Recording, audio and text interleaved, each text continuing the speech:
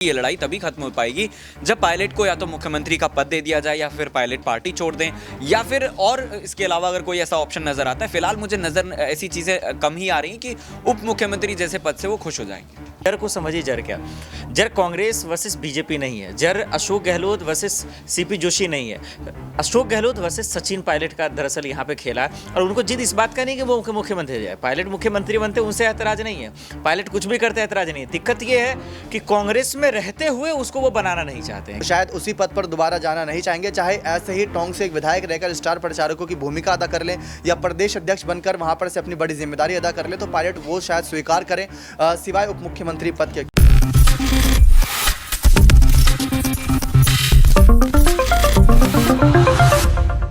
नमस्कार, मैं प्राणशी राठौर और आप देख रहे हैं नेक्स्ट 9 न्यूज़। राजस्थान में सियासी संकट पर अगर गौर किया जाए तो जल्द से जल्द ये सियासी संकट थमता हुआ नजर आ सकता है, क्योंकि देखा जाए तो कांग्रेस के नए अध्यक्ष मल्लिकार्जुन खड़गे जल्द ही एक अहम फैसला सुना सकते हैं। मौजूदा मुख्यमंत्री अशोक गहलोत और पूर्व डिप्टी सीएम सचिन पायलट के बीच बीते लंबे वक्त से जंग छिड़ी हुई है। इस साल के अंत में विधानसभा चुनाव होने वाले हैं और इन विधानसभा चुनाव के लिए सीएम पद की दावेदारी के लिए किसे आगे किया जाए, इस पर सस्पेंस अब भी बरकरार है। जहां एक तरफ दिल्ली में लगातार हाई लेवल की बैठक की जा रही है मल्लिकार्जुन खड़गे आलाकमान सोनिया गांधी की तरफ से, वहीं दूसरी ही तरफ देखा जाए तो महासचिव प्रियंका गांधी वाड्रा से लेकर यहां पर पूर्व अध्यक्ष राहुल गांधी को अहम जिम्मेदारियां भी सौंपी जा रही हैं।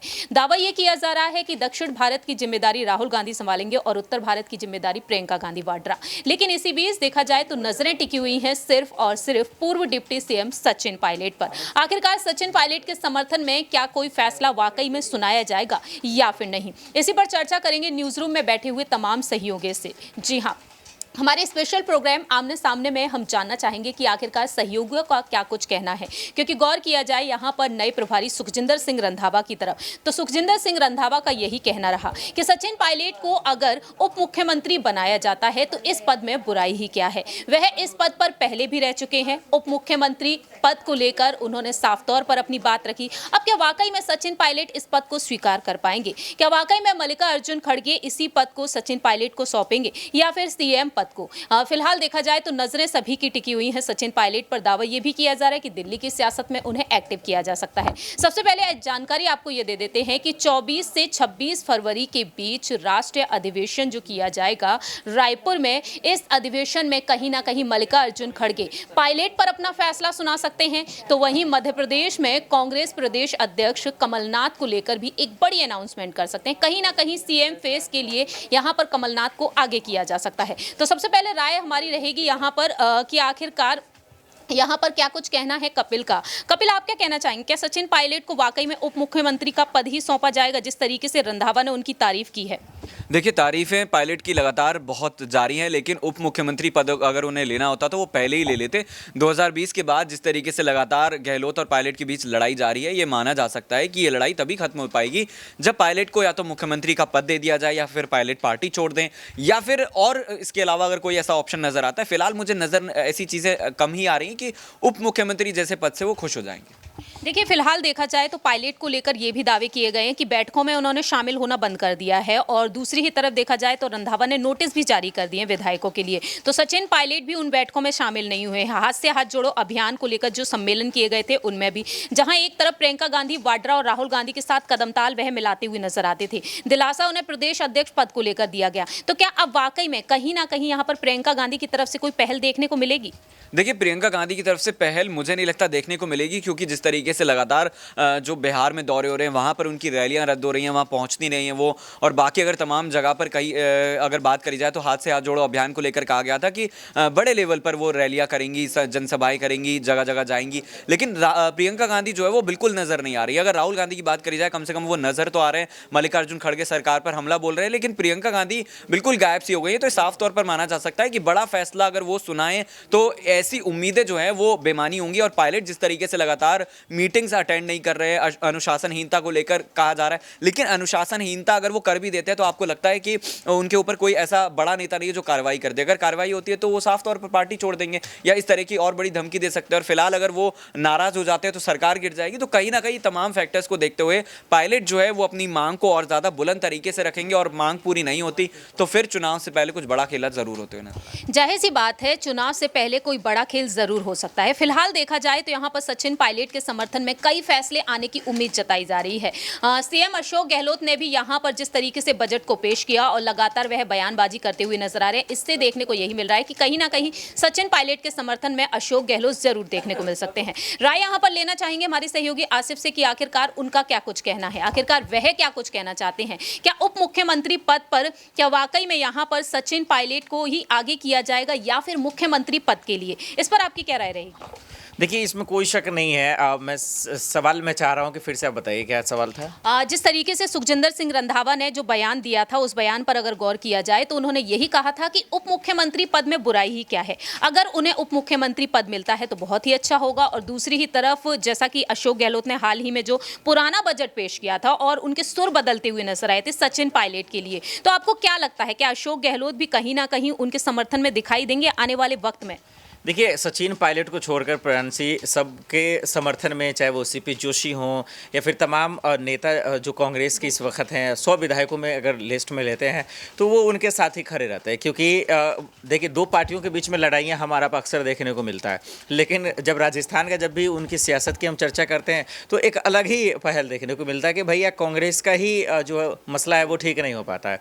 और बिल्कुल आपने सही कहा कि देखिए, अशोक गहलोत के साथ सब है, क्योंकि यहाँ दरअसल देखिए जर को समझिए, जर क्या, जर कांग्रेस वर्सेस बीजेपी नहीं है, जर अशोक गहलोत वर्सेस सीपी जोशी नहीं है, अशोक गहलोत वर्सेस सचिन पायलट का दरअसल यहाँ पे खेला है। और उनको जिद इस बात का नहीं कि वो मुख्यमंत्री जाए, पायलट मुख्यमंत्री बनते उनसे ऐतराज नहीं है, पायलट कुछ भी करते ऐतराज नहीं है। दिक्कत ये है कि कांग्रेस में रहते हुए उसको वो बनाना नहीं चाहते हैं, क्योंकि ये पर्सनल लड़ाई है। यही अगर वो बीजेपी में चले जाते हैं तो फिर अशोक गहलोत के मुझे नहीं लगता कि उनके किसी का दम है जो उनको मुख्यमंत्री बनने से रोके। नहीं बनने देंगे जैसा कि आपने कहा, तो क्या वाकई में नई पार्टी बनना तय है पायलट की तरफ से? नहीं, पायलट नहीं, देखिए नई पार्टी बनाकर वो कुछ उखाड़ नहीं लेंगे, क्योंकि इसका एग्जाम्पल हम पंजाब जाकर समझ सकते हैं।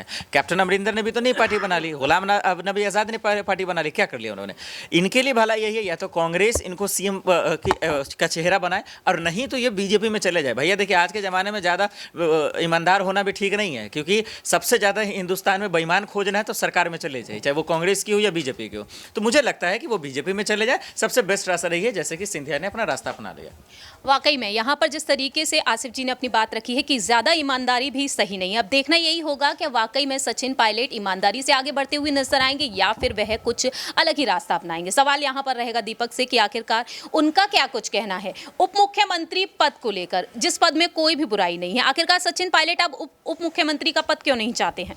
देखिए, उनको बुराई इस चीज़ में नहीं कि उप मुख्यमंत्री पद वो संभाल लेंगे। दिक्कत तब होती है जब गहलोत सीएम पद पर रहते हुए अपने ऑर्डर चलाते हैं, और देखा जाए उप मुख्यमंत्री की ताकत भी वहाँ पर कम कर दी जाती है। जब गृह मंत्री जैसे पद बांटे जाते हैं तो वहाँ पर ताकत वैसे ही कम हो जाती है। तो वहाँ पर उनके गहलोत के ज़्यादातर मंत्री रहते हैं, जैसे महेश जोशी की बात कर ले, शांति धारीवाल की बात कर ले, तो ऐसे बड़े बड़े मंत्री वहाँ पर हैं। तो वो पायलट के लिए फिर कदम उठाने नहीं देते आला कमान को, तो वहाँ पर दिक्कत आती है। इसी वजह से जब 2020 में बगावत करी थी तो पायलट समर्थक नेताओं ने ये बात कही थी, गहलोत के अंडर में और उनके नेताओं के साथ काम करना बहुत मुश्किल हो रहा है, क्योंकि वो कई बजट ऐसे हैं जो पास नहीं होने देते, कई चीज़ों पर रुकावट डालते ताकि हमारे क्षेत्र में हमारी बदनामी हो और आला कमान हमें हटाकर फिर गहलोत अपने ही मंत्रियों को आगे ला सकें।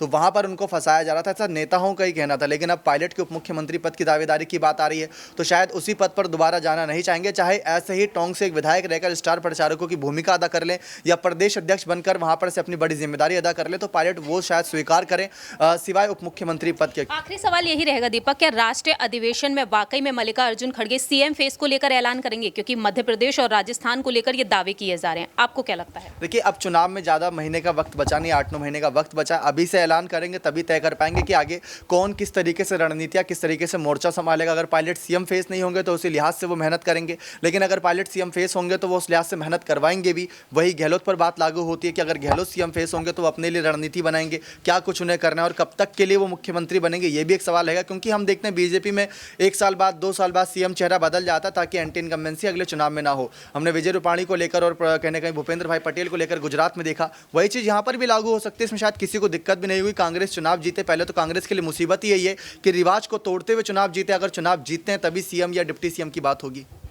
जाहिर सी बात है, यहाँ पर देखा जाए तो अब मल्लिकार्जुन खड़गे और सुखजिंदर सिंह रंधावा पर भी देखा जाए तो सिचुएशन अब यहाँ पर निर्भर होती हुई नजर आ रही है। अब देखना यही होगा क्या 24 से 26 फरवरी के बीच सचिन पायलट के समर्थन में फैसला सुना दिया जाएगा और आखिरकार बीजेपी की तरफ से उम्मीदवारी के लिए किसे आगे किया जाएगा, वसुंधरा राजे या फिर सतीश पुनिया या फिर गजेंद्र सिंह शेखावत। इस वक्त देखा जाए तो तमाम नाम चर्चा का विषय बने हुए हैं, लेकिन आपकी क्या कुछ राय प्रतिक्रिया है ये आप बता सकते हैं कॉमेंट सेक्शन में। फिलहाल के लिए हम चलते हैं, बाकी की तमाम अपडेट्स के लिए आप देखते रहिए नेक्स्ट 9 न्यूज़।